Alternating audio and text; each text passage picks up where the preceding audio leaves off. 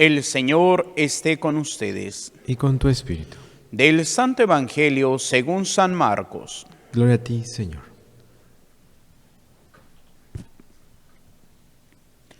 En una ocasión, en que los discípulos de Juan el Bautista y los fariseos ayunaban, algunos de ellos se acercaron a Jesús y le preguntaron: ¿por qué los discípulos de Juan y los discípulos de los fariseos ayunan y los tuyos no?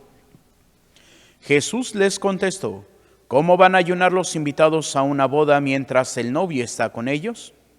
Mientras está con ellos, el novio no puede ayunar, pero llegará el día en que el novio les será quitado y entonces sí ayunarán. Nadie le pone un parche de tela nueva a un vestido viejo, porque el remiendo encoge y rompe la tela vieja y se hace peor la rotura. Nadie echa vino nuevo en odres viejos, porque el vino rompe los odres, se perderá el vino y se echarán a perder los odres. A vino nuevo, odres nuevos. Palabra del Señor. Gloria a ti, Señor Jesús. Nos sentamos brevemente. Queridos hermanos, el día de hoy estamos pues con este pasaje del Evangelio, el cual podemos interpretarlo teológicamente de dos maneras. La primera manera pues es algo que pues por algunas pues visiones, revelaciones privadas se descubre, algo que inclusive ya San Pablo pues decía en su carta a los tesalonicenses, que es lo que se le llama la abominación de la... Ay, se me frita la otra parte. Pero bueno, es algo que inclusive algunos papas vieron que se cambiaría el rito de la misa y se quitarían las palabras de consagración, que son precisamente lo que hace que Cristo esté presente. Por ejemplo, pues hoy en día que hay muchos falsos sacerdotes, pues podrán imponer las manos en las especies, pero si no tienen la, pues ahora sí, consagración ministerial, pues por más fe que tengan y por más piedad y por más bonito que lo hagan, el Señor no se hace presente. Y podrá ser el peor sacerdote del mundo, el más pecador y todo, pero Cristo se hace presente. Ciertamente también en las revelaciones privadas dice que precisamente pues el Señor lo hace por sus palabras de que Él sería presente, pero que pues sufre porque pues el sacerdote también tendría que tener pues ahora sí que esa pureza de corazón para poder celebrar dignamente los sagrados misterios. Y es ahí donde, pues sí, ya me acordé, la desolación de la abominación de la desolación, que es cuando se dice que se quitará las palabras de la consagración. Y por ejemplo, es muy interesante, ¿por qué? Porque si analizamos hasta las palabras de consagración, nos pueden resultar medio extrañas. Cuando se consagra el pan dice: porque esto es mi cuerpo, no es este es mi cuerpo. Y pues, ¿por qué? Porque el Señor así lo dejó y así la iglesia lo ha mantenido. Esto es mi cuerpo, hablando del pan. Ya en el cáliz, pues dice, sí, este es el cáliz de mi sangre, sangre de la alianza nueva y eterna. Pero es ahí donde está la presencia.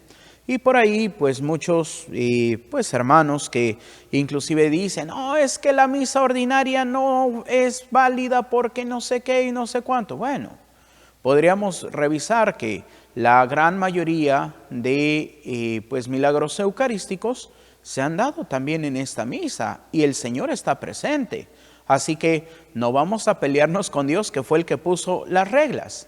Sí, ciertamente podrán decir: ay, es que la misa tridentina era más bonita. Sí, y hay algunos que hasta dicen: no, es que esta es la única misa. No, antes de la misa tridentina, que pues podríamos decir es, pues sí, tiene sus 1500 años de historia.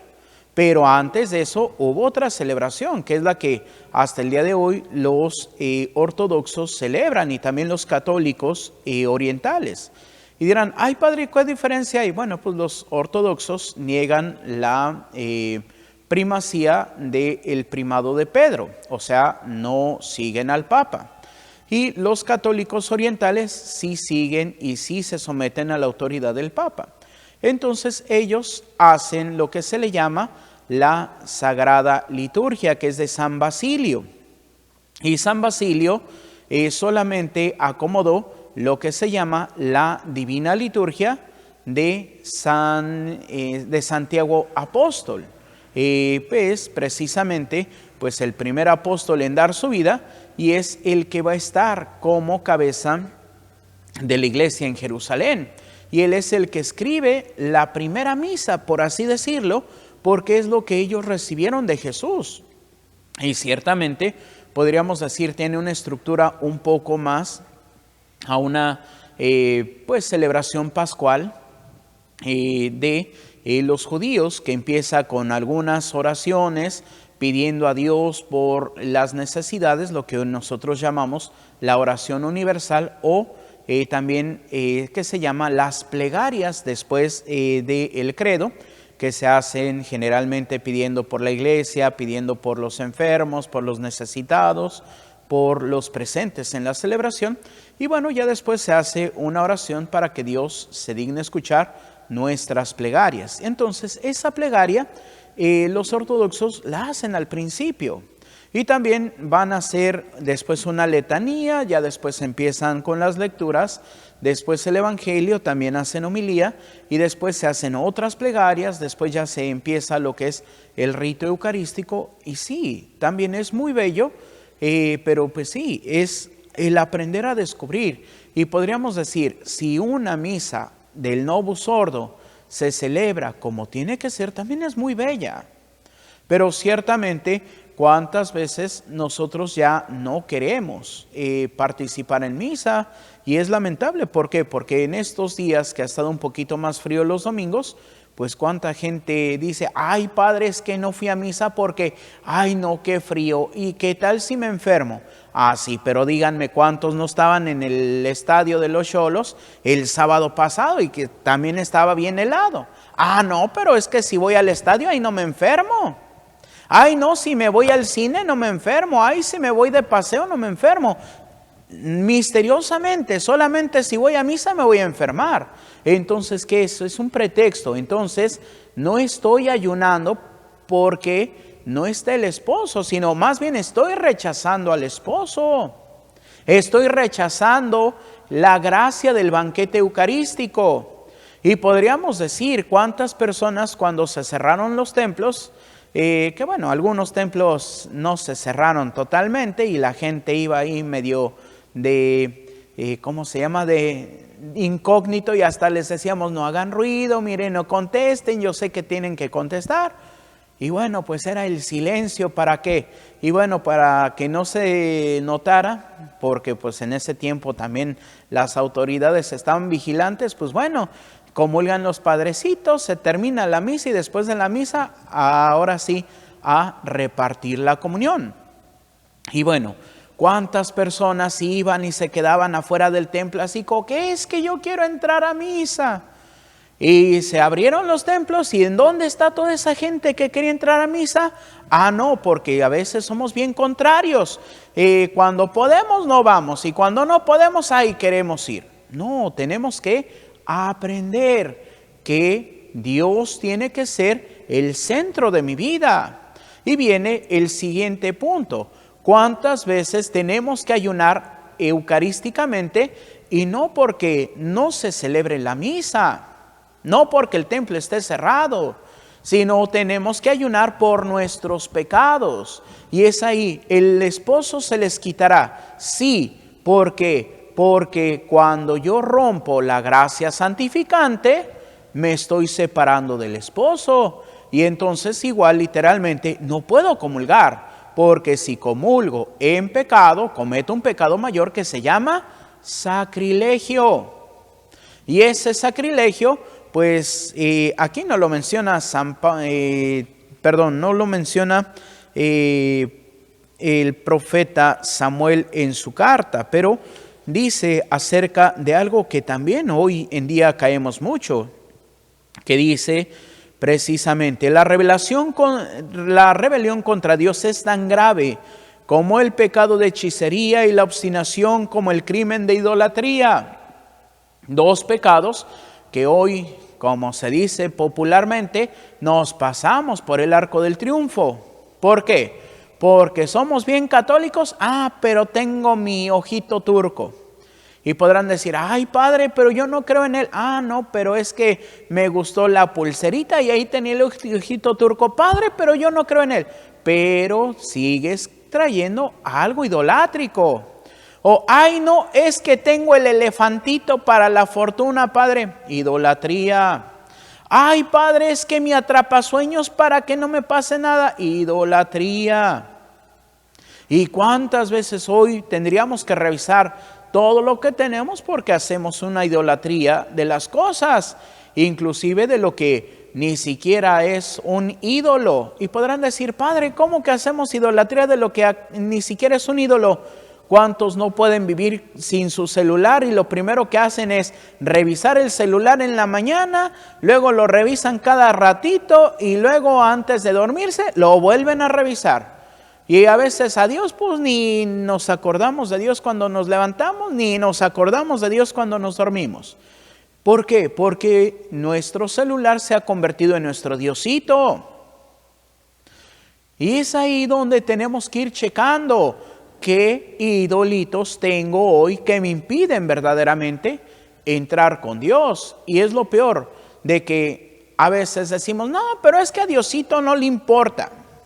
Pues a Diosito sí le importa. ¿Por qué? Porque lo estamos ofendiendo. ¿Cuántas veces también nuestro idolito es la mentira y hasta nos justificamos? Ay, padre, pero fue una mentira chiquita, una mentira no le hizo daño a nadie, le hizo daño a la persona más importante, que es Dios. Y es lo que no entendemos. Y pues ayer, el domingo, segunda lectura de San Pablo a los Corintios, la fornicación. ¿Cuántas veces nos dejamos hoy llevar por los placeres de la carne? Y ahí no solamente hablando del placer sexual, sino de todos los placeres de la carne en general. En este tiempo, ay, es que el cafecito y me tomo toda una jarra de cafecito porque está bien bueno el cafecito.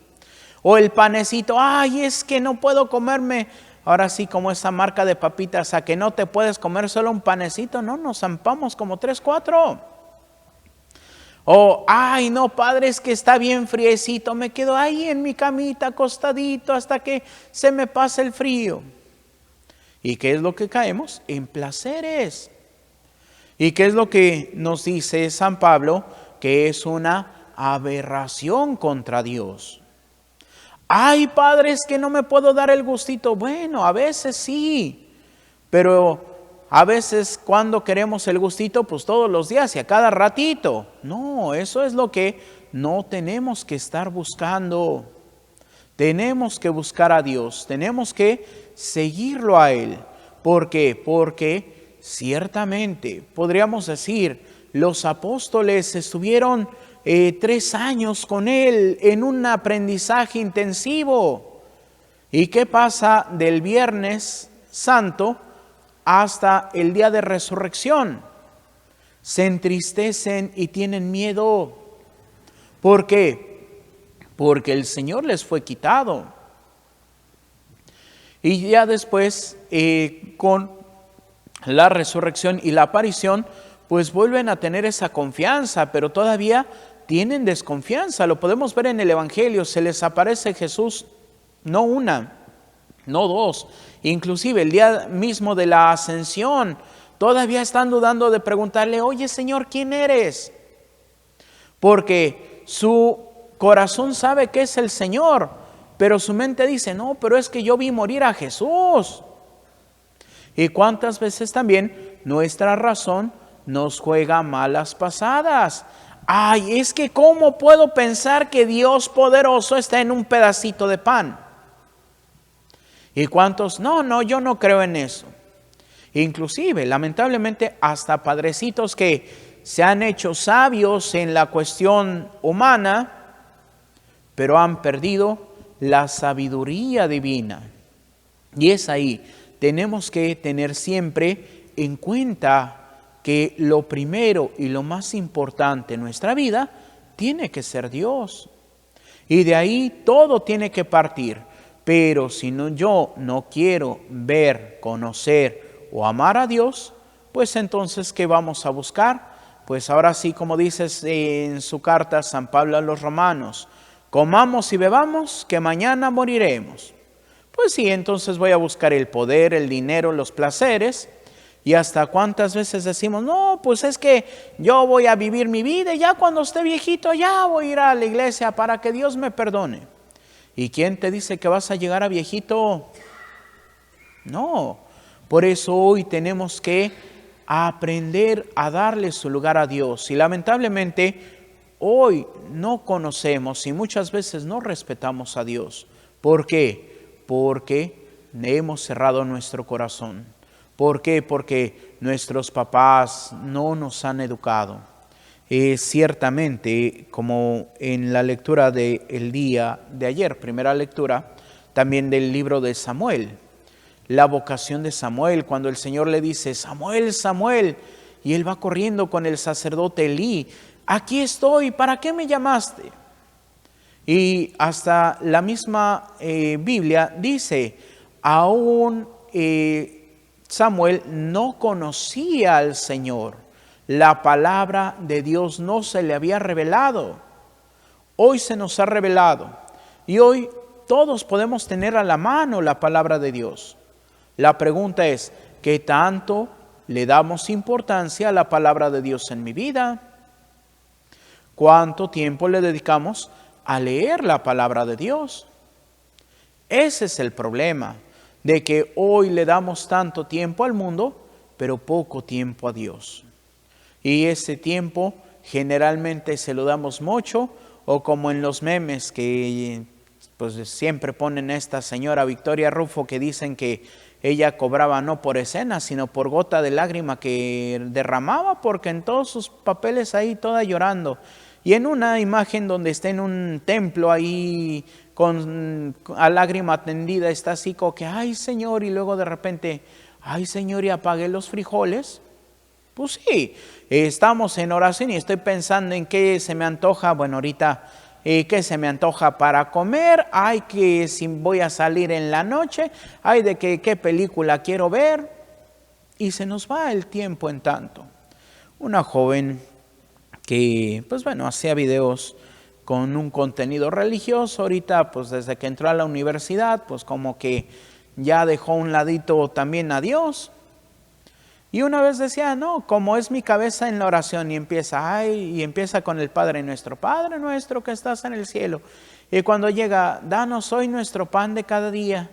Ay Señor, con una tacita de chocolatito. Ay esto, ay lo otro. ¿Y cuántas veces es la realidad?